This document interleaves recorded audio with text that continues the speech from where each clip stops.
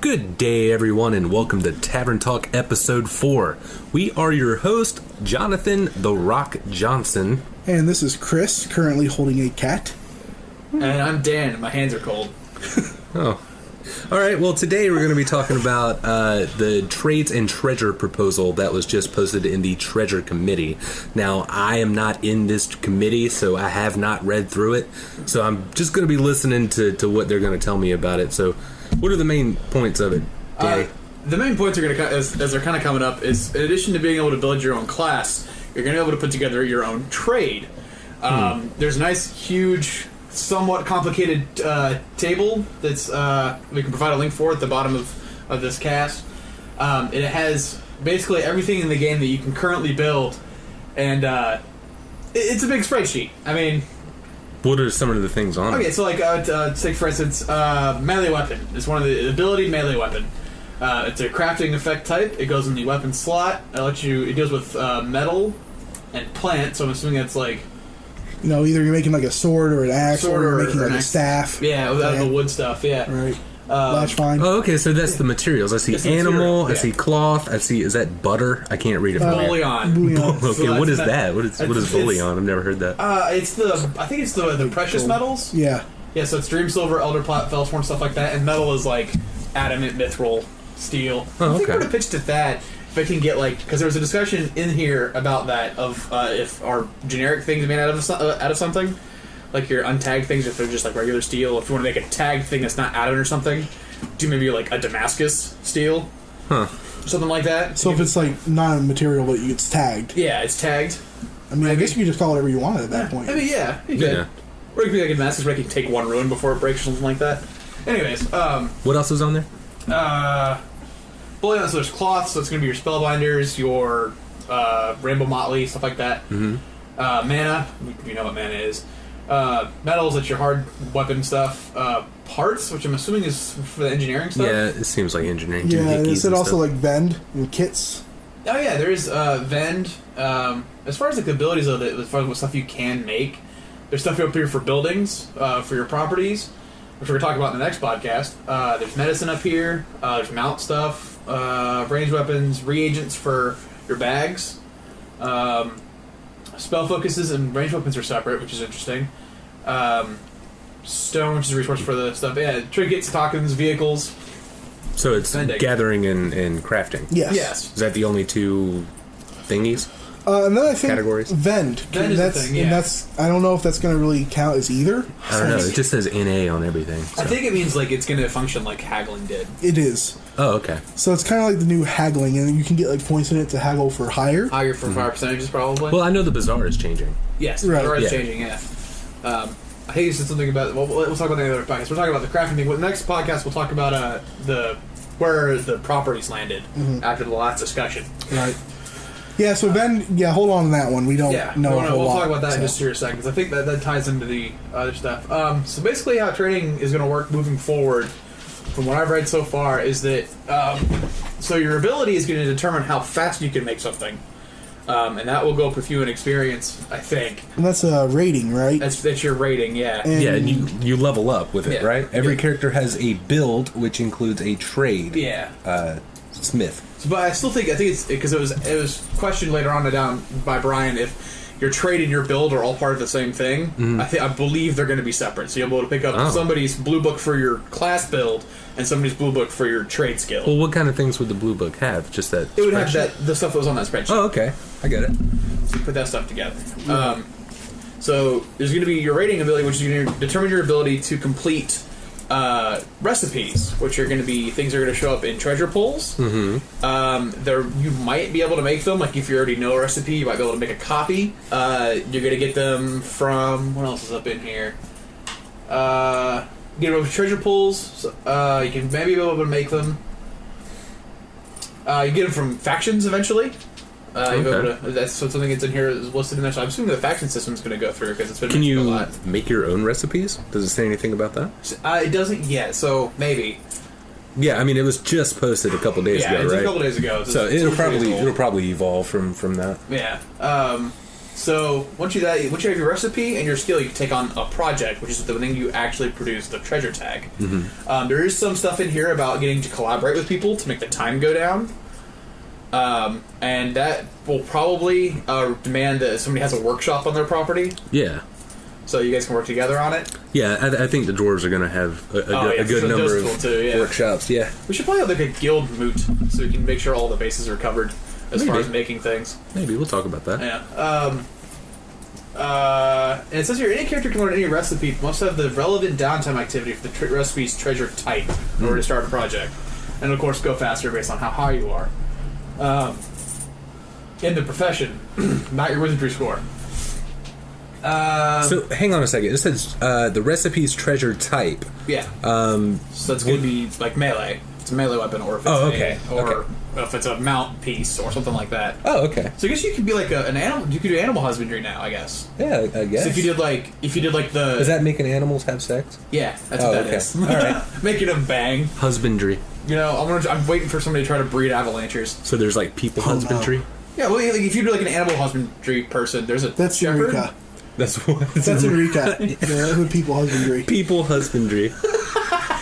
I think, like, let's say you wanted to do like a shepherd, so you'd have animal husbandry for mount stuff, and you'd also do like the animal cultivation, so like you'd be able to get like dragon hide and stuff like that. Oh, cool. So like as an idea for a build, maybe. So what? You're like raising dragons and just skinning them? Yeah, man. That's barbaric. That's delicious. Oh. You had fresh dragon.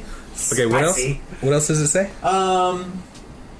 Characters reward treasure when a project is completed. And that can be the project can include stuff like getting resources together. So that's like your foraging kind of forager mining. If that is a kind of project, I guess you need recipes to go like find materials. I guess that's how it's going to work out. Mm-hmm. Yeah. So there's a difference those between like Lord's weapons would need the materials. A forager type character would be able to get the recipe for mana crystals and then just go find them. There's no in between. There's no required material to go get them. Oh, do you have to have a recipe to get the basic things like that? I think you do.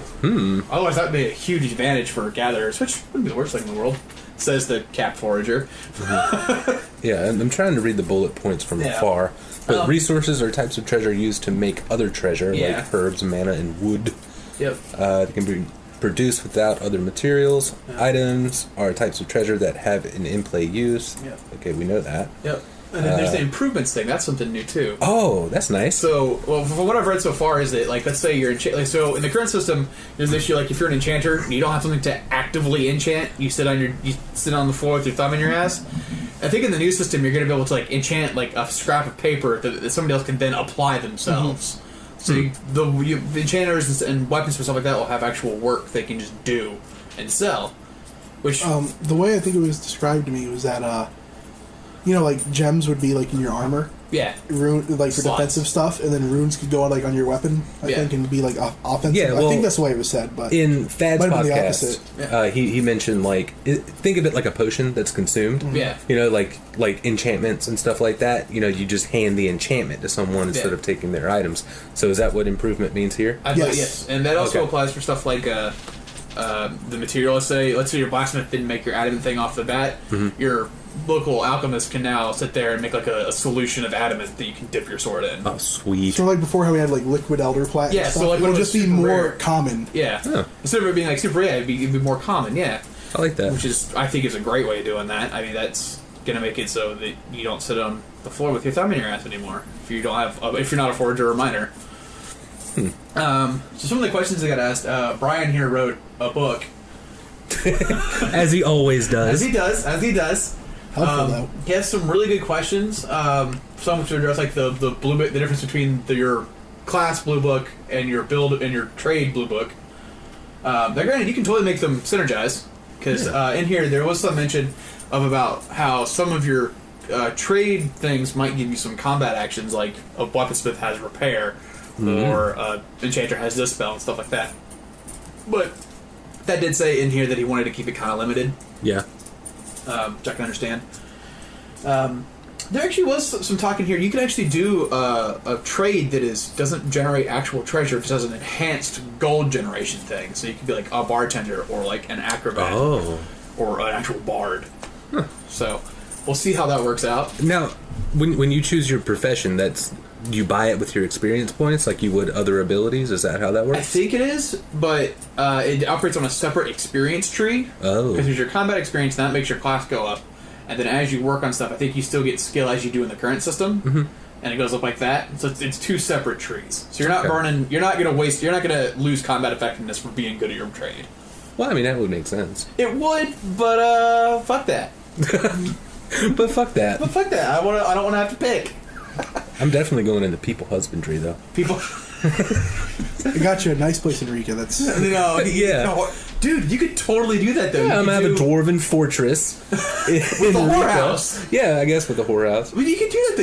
You could be a pimp. You could absolutely be a pimp. Yeah, that's my profession. I'm gonna be a pimp. Now we went for the Motherfucking PIMP. so you're done with the Citadel. You're gonna move to Rica and do this thing. No, I can have separate ones. You know, dwarves don't need a franchise. Yeah, or open franchises. Your land will just be nothing but the holds, the thing that generate more income. Mm-hmm. And it would just be whorehouse. Oh man. Oh dear. People might get upset about that. We're not saying you should be a pimp, but you technically could, in flavor wise. So, what profession are you thinking? I'm probably gonna do a mix of like mana generation and enchanting because I'm rune. Because power gaming. Well, no, it's because I'm rune. It's the flavor that makes sense for rune. Yeah. And I'm notorious as the cat forager, so I want to keep some of that. But like, I never very often made hides or wood. I only ever made mana. So I might just do the mana parts of the gathering and then all the enchanting stuff. Okay. And now, you can just do mana. I can just you don't do mana, have to yeah. say I can do all of these. It's mana. Yeah, cool. It's just the mana generation. If you wanted to be a, if you wanted to be like a forager like you are now, you'd go and get mana and plants and, you get all that stuff. But yeah, you can just pick one. So what are you thinking, Chris? I mean, I was an enchanter before, right? Okay. I might switch it up, man. I might stick with that. I really don't know.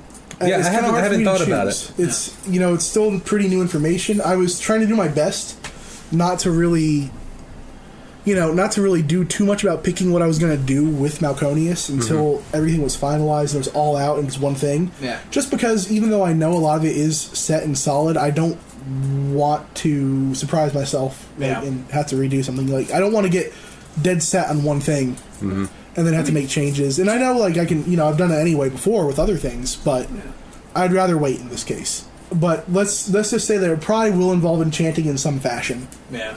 Yeah, I mean, I picked enchanting because it was honestly the best profession to go into, and You always have a job to do. yeah, you always have. Everybody wants an enchanter. Yeah. But Especially if you had a, Commune Earth. That was, man, people wanted that. yeah, everybody wanted a Commune Earth.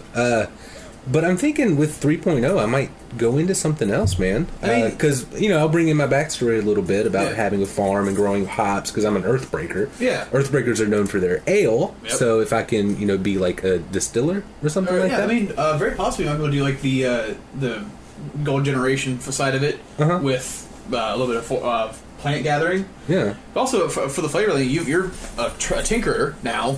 Well, like class. Yeah. So like, you could also use your farm to you have like a back room, where you grow all the dangerous shit. Yeah, I could. Which would play into that. So that would be the plant ability, the gathering resource, and that would go up into the Everwood, Latchvine, Potent Herbs, Sacred Oak, all that jazz. Mm-hmm. But also you might want to consider, because there's also the Gathering Stone resource, which gives you the Brimstone, Galena, and Saltpeter that alchemists use as well. But I don't know, you also might want to make it so you can make shit too. I don't know. There's a lot to consider there. I don't know. I like the concept of a tinker. Yeah.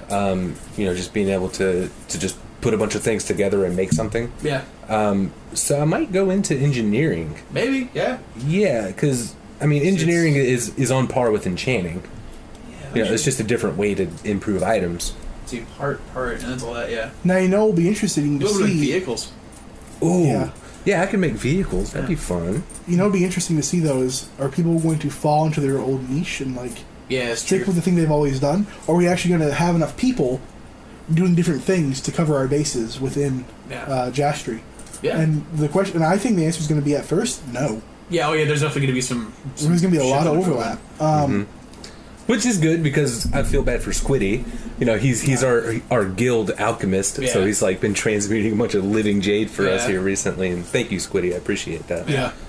I mean, it's something to consider too. It's like you need to talk to your guilds. If you're not in a guild, talk to some other non-affiliated people. There's there's a guild not guild of you guys too, but you need to talk around. Or if you're in tight, let's say like Isaac. He's a good example of a Freemason who just does this whatever. Freemason. Freemason. Is that what I meant to say? No, you did not mean to say that. Freelancer. Free agent. Free agent. Freelancer. Whatever. He ain't got no strings. Freemason. Whatever. You can't stop him from smashing rocks. Also not quite right. Okay. God, Danny. It's like Illuminati, right? If you out there are Freemasons, we do apologize for this. Our thread doesn't quite get it. Are there any Freemasons in the world? I don't know. Maybe Anyways, so. Maybe so. We're coming up on our new time here. Yeah. So. I think we've pretty well covered it. That's going over just. I don't want to get too deep into like the workshops and stuff. Yeah, because we'll talk about that next podcast. We'll go deeper into the land and facilities and where that's all settled. Yeah, living with people and so stuff like that. we'll have another one of these talking about the trades in a couple of weeks when it gets more solid. Mm-hmm. Yeah. And then we'll really start tucking into it. But yeah, I think that's good for now. Yeah. Great. All right. Well, we'll see you guys next time here on Tavern Talk. Don't shit on the shit.